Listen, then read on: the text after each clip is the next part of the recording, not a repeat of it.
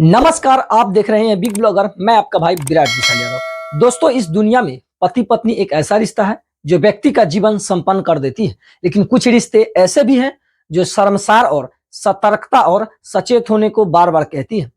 कभी कभी शादी विवाह जैसे पवित्र बंधन को करने तो दूर, सोचकर भी डर बना रहता है। दोस्तों, लोग शादी विवाह इसलिए करते हैं कि जीवन अच्छा से बीते, हमारी वंश आगे बढ़ता रहे, लेकिन उसी में एक और कहानी जुड़ी हुई है जो वीडियो कवर में आपने देखे ही होंगे।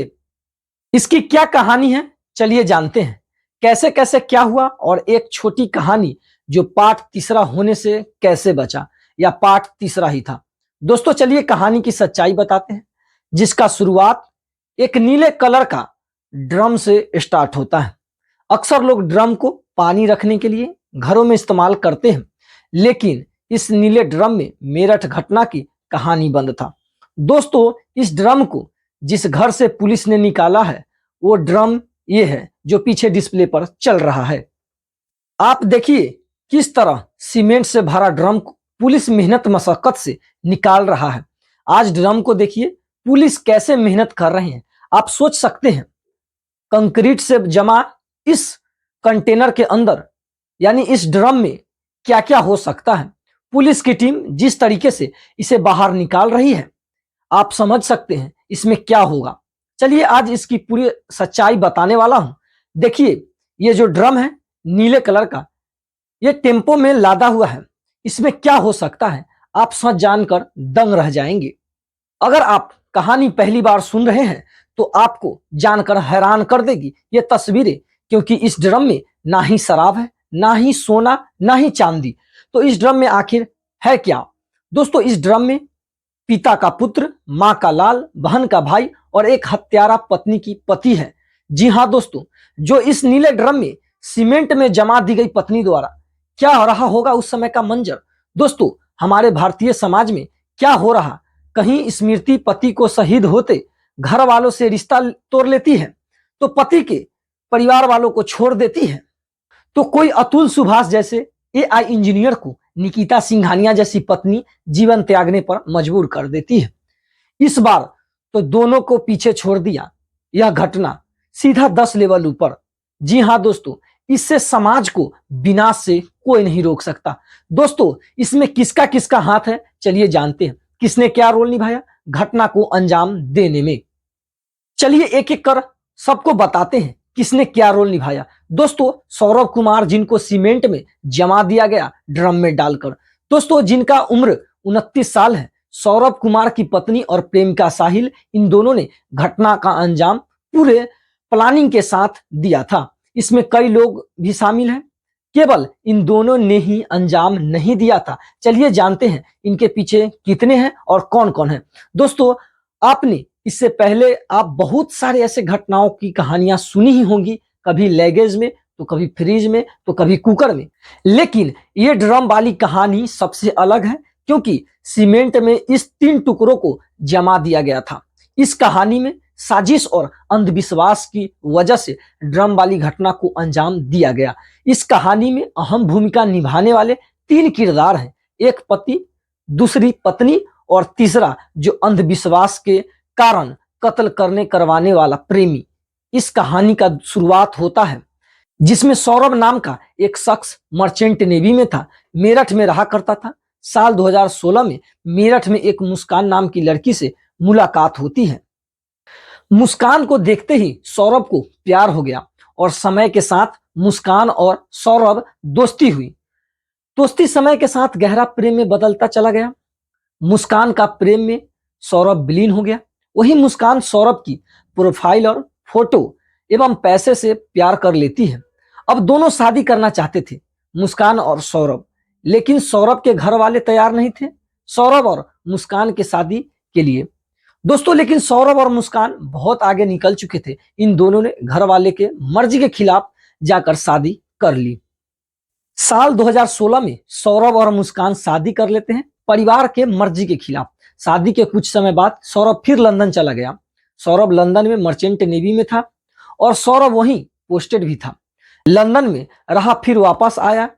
उसके बाद पत्नी को पता चला सौरभ मर्चेंट नेवी के अंदर में कुछ और काम करता है। उसके बाद साल 2016 से साल 2019 आ गए, तब तक परिवार ऊपरी तरीके से खुशहाल था। सौरभ के घर 3 सालों के बीच एक बेटी का जन्म हुआ। सौरभ अपने शादी के खिलाफ आकर अपने घर वालों से रिश्ता तोड़ लिया था। मर्जी के खिलाफ शादी होने की वजह से परिवार से बातचीत बंद था। सौरभ और मुस्कान की बेटी का जन्म के बाद परिवार से बातचीत थोड़ा मोड़ा चालू हो जाता है और परिवार से जो है मधुरता भी आ जाती है थोड़ा सा। घर वालों से अलग सौरभ और मुस्कान किराए के घर में रहा करती थी। परिवार से नाराजगी के बाद सौरभ और मुस्कान, ये जो घर आपको दिख रहा है ये वही मकान है जहां से ड्रम निकला है। ज्यादातर सौरभ बाहर ही रहा करते थे। साल में 1 से 2 महीने मात्र इस घर में अपने पत्नी मुस्कान के साथ रहा करते थे। साल 2019 में अपने बेटी की जन्म के कुछ ही दिन बाद सौरभ फिर विदेश चले जाते हैं। उसके बाद कोरोना आया, फिर वापस आना जाना हुआ। ज्यादातर समय सौरभ बाहर ही दिया करते थे और यहाँ मुस्कान मेरठ में अकेली अपने बेटी के साथ रहा करती थी। मुस्कान और सौरभ की जो बेटी थी उसे समय के अनुसार प्ले स्कूल में डाल दी थी मुस्कान ने। प्ले स्कूल से बच्ची को लाना और ले जाना काम बन गया था मुस्कान का। गली से होकर प्ले स्कूल जाना आना बना रहता था। उसी बीच मुस्कान की मुलाकात एक लड़के से होती है। उस लड़के का नाम साहिल शुक्ला है, जो पति पत्नी की कहानी में प्रेमी का रोल निभाया है।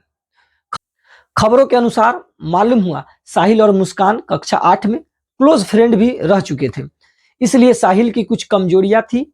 साहिल की मां से बात करना वो मुस्कान जान चुकी थी। इन दोनों आपस में बातचीत करते हैं। उसी दौरान इन दोनों में दोस्ती होती है। जैसे सौरभ से हुआ था उसी प्रकार सौरभ को बाहर होने के कारण मुस्कान साहिल से प्रेम भाव और जीवन साथी का सपना दिखा देते हैं। पहले मार्केट में मिलन, फिर समय के साथ मुस्कान के किराए के घर में मिलना व आना जाना साहिल का लगा रहता था। इस घटना का खबर रूम मालिक सौरभ को बताते हैं। मुस्कान और साहिल का नाजायज संबंध का कहानी रूम मालिक सौरभ को बताते हैं तो सौरभ मुस्कान से डिवोर्स की बात करते हैं। उसी बीच फिर क्या हुआ मालूम नहीं, सौरभ अपनी पत्नी मुस्कान से मिलकर रहने लगते हैं। देखने में सब पहले जैसा था और पहले जैसा हो भी गया था। साल 2021 में फिर लौटा लंदन से तो रूम मालिक सौरभ को वो कहानी दोहरा देते हैं और सौरभ से रूम मालिक कहते हैं, तुम्हारे गैर मौजूदगी में तुम्हारी पत्नी शराब एक गैर व्यक्ति के साथ देर रात्रि तक जो है बीते देर रात्रि तक पीते हैं और वो लड़का रात तक तुम्हारे कमरे से निकलता है। बहुत सी रात हो जाती है, उसके बाहर जो है वो लड़का बहुत सी रात के बाद कमरे से बाहर निकलता है। उसके बाद सौरभ मुस्कान की फोन देखता है तो उसमें चैट दिखता है और समझ जाता है अब देर हो चुका है। इन दोनों को रिश्ता बहुत आगे चला गया और इस बार डिवोर्स प्लानिंग भी सौरभ कर चुके होते हैं। फिर वर्ष 2023 में लंबे समय तक मेरठ में रहने के बाद सौरभ लंदन चले जाते हैं। इस बार सौरभ का लंदन का ट्रिप पूरे 2 सालों का था। इधर साहिल और मुस्कान रिश्तों को मजबूत कर शादी और जीवन साथ निभाने तक का बातें कर चुके थे। दोस्तों, इस कहानी का मेन टॉपिक यहीं से शुरुआत होता है। अब हुआ ये कि साहिल की मां नहीं थी और साहिल जादू टोना भूत पिशाच यानी अंधविश्वासी था, क्योंकि साहिल के घर हर वो चीज देखने को मिला जो अंधविश्वास की ओर इशारा करती थी। साहिल की मां की मौत कुछ वर्ष पहले हो चुकी थी। साहिल एक नंबर ले रखा था अपने मां के नाम पर और उसमें एक अकाउंट अपने मां के नाम पर खोल रखा था, जिसमें साहिल अपने मरी हुई मां से बात कर रहा था। साहिल अपने मां से स्नैपचैट द्वारा बात करता था, जिसमें हर वो चीजें शेयर कर रखा था जैसे मां से बात करता था नॉर्मली। मुस्कान को इस बात का पता चला ये साहिल अंधविश्वासी में जी रहा है। मुस्कान उसी का फायदा उठाकर उसकी मां की प्रोफाइल सेम आईडी बनाकर साहिल से बात करने लगते हैं।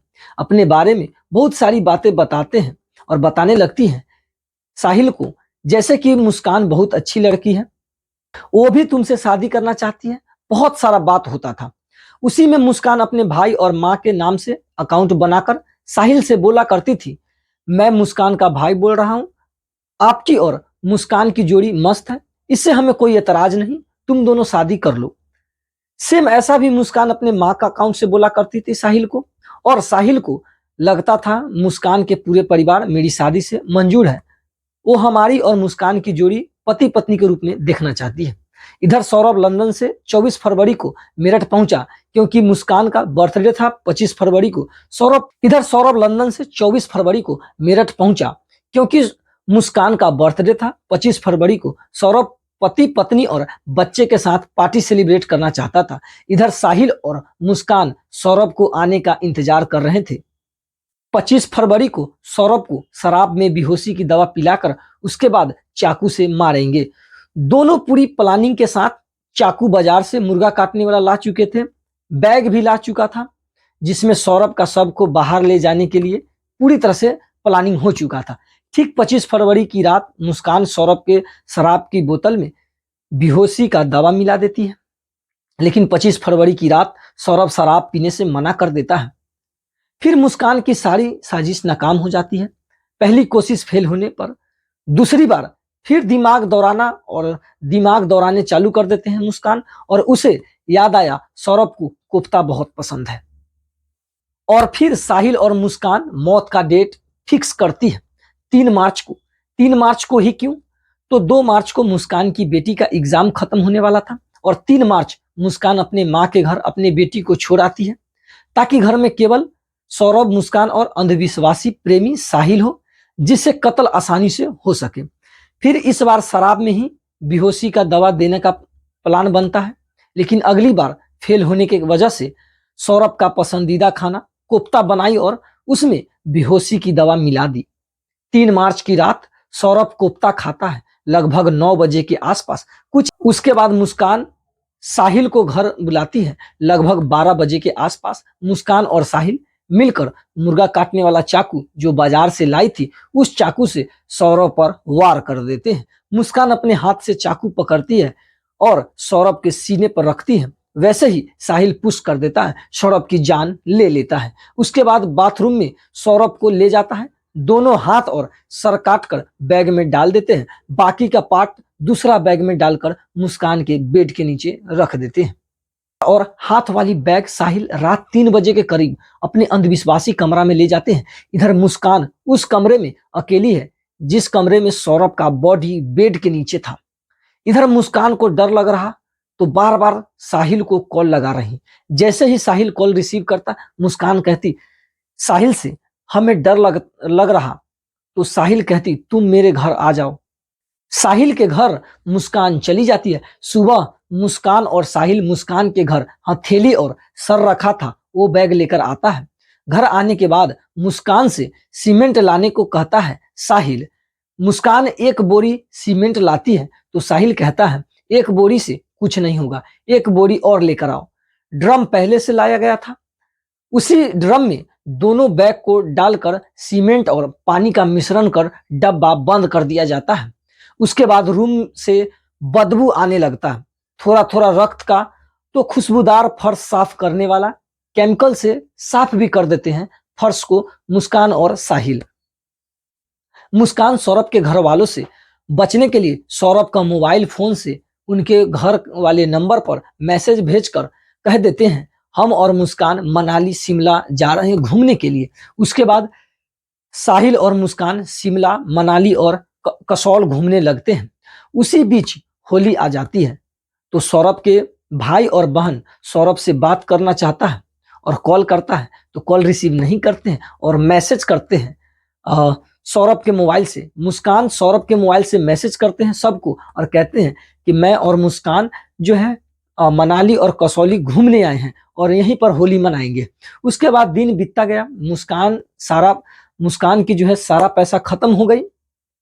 तो मुस्कान अपने माँ को कॉल करती है और माँ से कहती है माँ सौरभ के अकाउंट से पैसा कैसे निकलेगा? तो माँ कहती है सौरभ साथ है तो पैसा की क्या जरूरत है, सौरभ से मांग लो। तो माँ को सच बताती है मुस्कान की सौरभ को मार दिया। और ये सब सुनकर मुस्कान की माँ मुस्कान को बुलाती है पहले अपने घर, उसके बाद दोनों को पुलिस के हवाले कर देती है।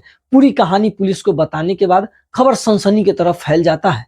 पुलिस साहिल से पूछताछ करती है तो सच्चाई कुछ ऐसा सामने आता है। 18 दिन बाद मुस्कान के घर से पुलिस ड्रम निकालती है और सब बरामद कर पुलिस प्रेस को बुलाकर सच सुनाते हैं। और दोस्तों, इससे जुड़े बहुत सारे बातें हैं जो हम आपको अगले वीडियो में दिखाने की कोशिश करेंगे, और आपसे जुड़े तमाम बातों पर जो है हम चर्चा करेंगे आपका कमेंट के अनुसार, और जो कुछ होगा इनसे जुड़े तमाम बात हम आपके बीच शेयर करने की कोशिश करेंगे। ये वीडियो बहुत बड़ा हो जाएगा, तो इसलिए मैं चाहूंगा कि इस वीडियो को इसी के साथ समाप्त करते हैं, और इनका जो है और बाकी की जानकारी हम आपको दूसरे वीडियो में दिखाने की पूरी कोशिश करेंगे, और सारी सच्चाई इसमें जो बताया गया है और इससे जुड़े तमाम बातों हम आपको पूरी वीडियो के माध्यम से दिखाते रहेंगे। तो ये वीडियो बहुत बड़ा हो गया है, तो चलिए एक और नए वीडियो में हम आपको और इससे आगे की कहानी बताएंगे और इस घटना की पूरी सच्चाई बताएंगे। तो जय हिंद दोस्तों, आप हमारे चैनल को सब्सक्राइब कर लीजिए, और फिर मिलते हैं हम आपसे एक नए वीडियो के साथ।